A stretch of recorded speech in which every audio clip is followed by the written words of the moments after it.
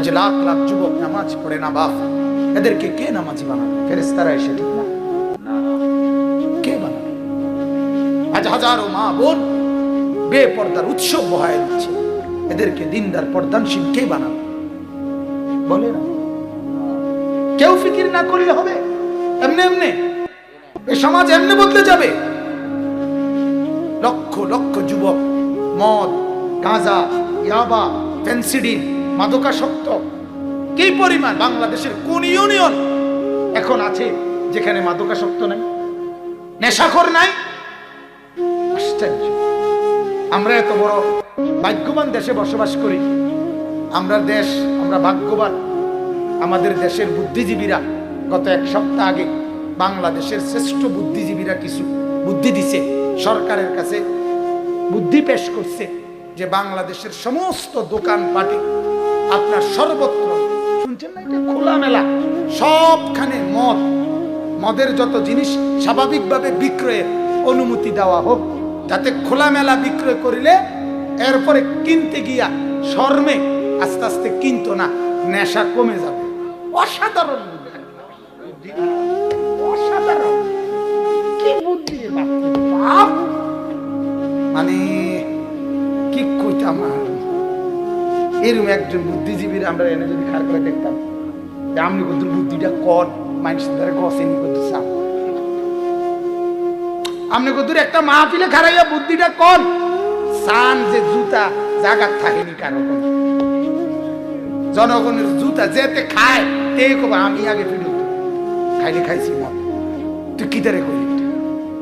এরা বুদ্ধিজীবী। বলেন নাউজুবিল্লাহ, বলেন নাউজুবিল্লাহ। তাহলে এই জন্য বাপ, এই সমাজকে বদলাইতে হবে, আর বদলানোর একটাই মাধ্যম কোরআন, রাসূলুল্লাহর সুন্নাত, নবী পাকের হাদিস, আল্লাহ এবং তার রাসূলের, এটাই আমাদের জন্য। এছাড়া পরিবর্তনের আর কোনো মাধ্যম নাই।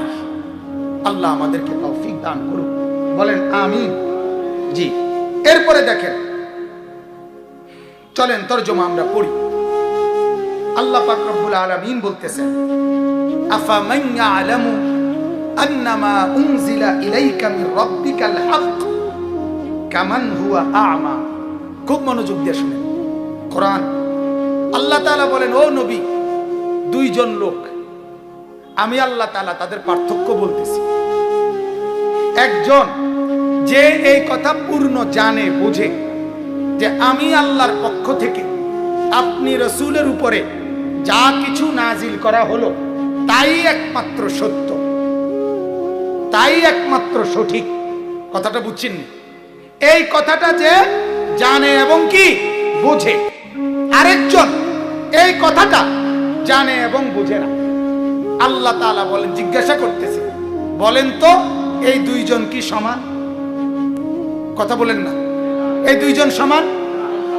প্রশ্নটা বুঝছেননি আপনি? এটা কিন্তু একটা প্রশ্ন। আল্লাহ যে একজন লোক এই কথাটা জানে, বুঝে যে যা কিছু আমি আল্লাহ আমার বন্ধুর উপরে, নবীর উপরে নাজিল করেছি, বলেছি, এটাই একমাত্র সত্য, এটাই সঠিক।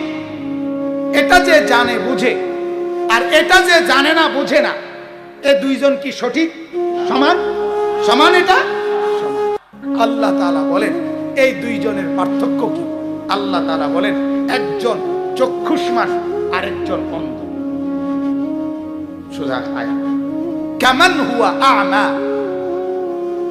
আমি আল্লাহ আপনি রাসূলের উপরে যা প্রেরণ করলাম, এটাকে যে বোঝে নাই, এটাকে যে মানে নাই, এটাকে যে চিনে নাই, সে মূলত চোখ নাই, সে অন্ধ।